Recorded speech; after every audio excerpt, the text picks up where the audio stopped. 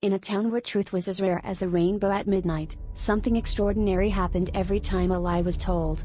An invisible dragon named Whiffle, no bigger than a teacup, would let out a tiny sneeze that sounded like the softest of whispers.